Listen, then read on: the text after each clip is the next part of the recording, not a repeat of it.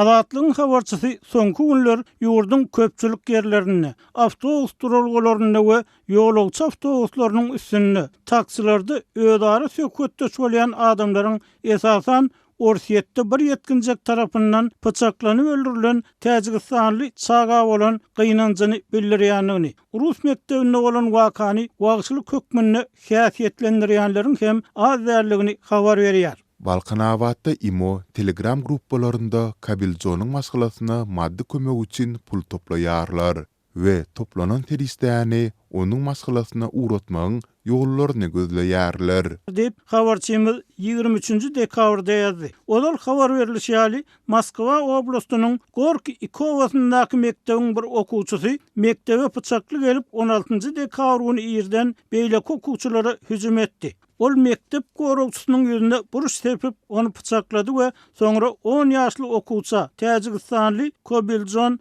Aliyewa pyça urdy we gıymyldydan galan çaganyň ýanyna ödüni selfie suratyna düşürdi. Cinayet döwründe düşürilen video sosial mediada giňden paýlaşyldy we ulanjylaryň arasynda giň gahar gadap döretdi. Habarçymyz hepde ahyryna Aşgabatda bolanna we soň Balkanawada gelenine şaýat bolan söhbetdeşliklerine salgylanyp bu waka barada pikir alýan adamlaryň köpüniň ony Orsiýetiň ýakmet migrantlaryna garşy alyp barýan siýasatynyň miýgesi hasaplaýandygyny aýtdy. Azatlygyň söhbetdeşleriniň bir näçesi bu wakanyň Rus milletçileriniň Merkez Aziýaly, milleti Rus bolmadyk adamlaryň Russiýa gelmeli dälligi barada eden signaly bolup görnendigini aýtdy. 10 ýaşly Kabiljonuň günäsi milletiniň Rus bolmazlygy boldy diýip bir ýaşaýjy aýtdy. Onun pikirine göre bu waka belli bir derecede Kremlin Merkez Aziýalylar babatyny alyp barýan siýasaty bilen baglanşykly bolup görünýär. Söhbetdeşlerimiziň biri Kremlin Merkez Aziýa özüniň arka howly hökmünde garaýanlygyny öňe sürdi. Şeýle-de bu waka barada pikirini aýdan adamlar bu hil jinaýatlary göz yummaly dälligini bellediler. Täjikistanyň daşary siýasat edarasy 17 dekabrda ýaýradylan maglumaty görä 10 ýaşly Kobiljonuň öldürilmegini ksenofobiýa diýip atlanyrdy we Russiýanyň Duşenbedäki ilçesinde degişli notanyň gowşurylandygyny habar berdi. Notada bu pazygal wakanyň derrew, obyektiw we bitarap derňelmeginiň we degişli adamlaryň ählisiniň kanuny laýyklykda jogapkarçylygyna çekilmeginiň talap edilýänini aýdylýar. Bu waka garaşsyz döwletleriň arkalaşygyny agza ýurtlaryň döwlet başçylarynyň Orsiýetiň Sankt-Peterburg şäherine 22 dekabrda geçiren resmi däl duşunyň öň ýanyna gawat geldi. Bu duşuga Täjikistanyň prezidenti hem gatnaşdy. Azatlyk radiosynyň Täjik gullugynyň maglumatyna görä, Orsiýetiň prezidenti Vladimir Putin Täjik prezidenti Emomali Rahmony 10 ýaşly Täjik okuwçysy Kabiljon Aliyewiň öldürilmegine jogapkar bolan adamlaryň jezalandyryljakdygyny aýtdy. Ol Rahmony we Kabiljon Aliyewiň maskalasyna gynanç çüllerip çagalara garşy terrorçulukly hereket elkenç jinaýat bolup durýar diýdi. Täjikistanyň prezidenti Emomali Rahmon Kabiljon Aliyewiň Moskwa şäherindäki mektepde öldürilmegini garaşylmadyk waka diýip atlandyrdy. Ol Putiniň jogapkarlaryň jezalandyrylmagyna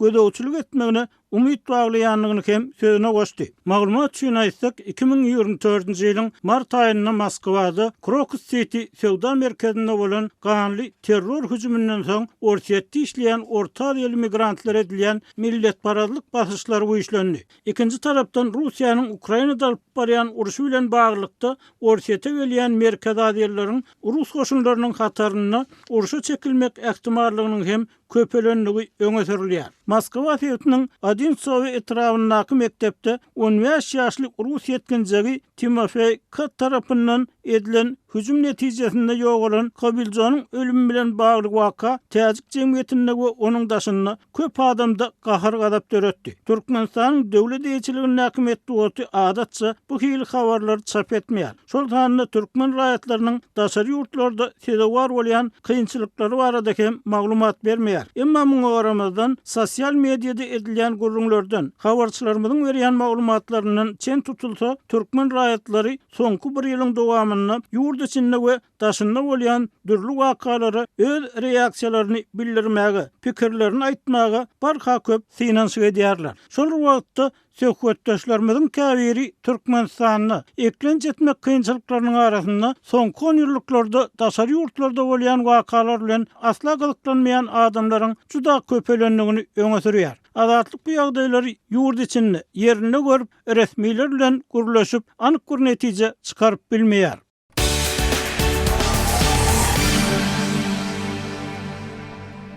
Ahal vilayatynyň Ençeme idara kärhanasynda işgärleriň aýlyk zähmet haklary berilmän indi 2 hepde goloý wagt bäri gijikdirilýär. Täze ýyl bayramynyň öňü sirasyna gabat gelen bu gijikme ozal hem aýdan aýa zordan gün görýän köp hojalygyň güzöran eklenjini hasta agyr ýagdaýa salýar. Bu ýagdaýlar barada Azatlyk radiosynyň habarçysy 23 dekabrda Sebitden maglumat berdi. Idara kärhanalaryň Ençemesinde işgärleriň aýlyklary henüz berilmedi. Yoksam adatça aýlyklar her aýyň 1-nji 10 günlügini geçirilýärdi. Diýip ýagdaýlardan habarly ahally büdjet işgäri anonimlik şertinde aýtdy. Azatlykda anyk haýsy idara kärhanalaryň işgärleriniň aýlyk zähmet haklarynyň berilmeginiň gijikdirilýändigi barada maglumatlar bolsa-da, redaksiyamyz söhbetdeşlerimiziň howpsuzlyk aladalar sebäpli olary köpçülüge ýetirmekden saklanýar. Sebitiň dürli pudak idaralarynda zähmet çeken büdjet işgärleriniň Ençemesiniň aýtmagyna görä, ýol başçylar aýlyk haklarynyň gijikdirilmeginiň sebäbini bir meňdeş jogap bilen düşündirýärler. Edara ýolbaşçylarynyň ählisi hasapçy bölüminiň işgärleriniň zähmet haklaryny wagtynda islemändigi bilen düşündirýärler. Ýöne işgärleriň köpsi muňa ynanmaýar. Seýle-de ýolbaşçylar aýlyklaryň haçan bank kartlarymyza geçiriljekdigi barada hem anyk bir zat aýdyp bilmeýärler. Diňe bir talim garasyň diýip jogap berýärler. Diýip ahally ýene bir büdjet işgäri anonimlik şertinde aýtdy. Büdjetçileriň Ençemesi aýlyklaryň gijikdirilmeginiň sebäbiniň döwlet büdjetiniň bitarpa ulanylýandygy we gaznada pul galmandygy bilen baglanyşyklydygyna ynanýar. Adaty zähmetseýär halkyň puly ýurtda boş durýan desgalaryň gurulşygyny, halkary forumlaryň geçirilmegine sarp edilýär. Hökümetimiz çöktü diýsek ýalňyşmarys. Muňa aýlyklaryň her ýyly 10 göterim ýokarlandyrylmagynyň besedilmegi hem şaýatlyk edýär. Diýip büdjet işgäri bellidi. Azatlyň bu ýagdaýlar barada Sebitiň degişli häkimetlerinden şolsanda vilayet häkimliginden telefon arkaly tesbir almak boýunça ýygyderli eden synanyşyklary oňy netije bermedi. Bellesek şu aýyň başynda ýurdun pudak edaralaryna we pensiya gaznasynyň ýerli edaralaryna ýörite hat üstü bilen habarnamalar gelip goşdy. Habarnamalarda 2026-njy ýylyň 1-nji ýanwaryndan başlap raýatlaryň aýlyk zähmet, pensiya, talip we dinleyici haklarynyň hemde döwlet kömek pullarynyň 10 göterim ýokarlandyrylmagynyň besedilýändigi mälim edildi. Türkmenistanda dowam edýän ýiti mali ykdysady kynçylyklaryň giň ýaýran işsizligiň arasynda aýlyklary, pensiýalary we kömek pullaryny her ýylyň başynda 10 göterim ýokarlandyrmak tejribesi soňky 20 ýyla goloý wagt bäri amal edilýärdi. Bu habarlaryň arasynda häkimetler şu aýyň başyndan Türkmenistanda köçe ýol hereketiniň düzgün bozulmalary üçin jerimelerin mukdaryny hem 300 götürme çenli ýokarlandyrdy. İçeri işler Ministrliginiň wekilleri bu ýokarlanmany adamlaryň howpsuzlygy üçin edilýän çäre häsiýetlendirse, raýatlaryň Ençemesi muny boşan gaznany doldurmak tagallalary atlandyrdy. Täze ýyl bayramynyň öňü sirasyna gabat gelen bu üýtgetmeler we aýlyklaryň gijikdirilmegi ozal hem aýdan aýa zordan gün görýän köp hojalygyň güzöran eklenjini hasta agyr ýagdaýa salýar. Köp hojalyk ujipsizce bolsa-da zähmet haklarynyň mundan beýlek hasta köp gijikdirilmän, tizden tiz geçmegine garaşýar. Häzir köp masgala aladaly ýagdaýda olaryň ýüzlerinde saatlyk duýmaýarsyň. Köp adam näme iýjegini, täze ýyl bayramynda saçaga näme bisirip goýjagyny alada edýär. Diýip ahally büdjet işgäri bellidi.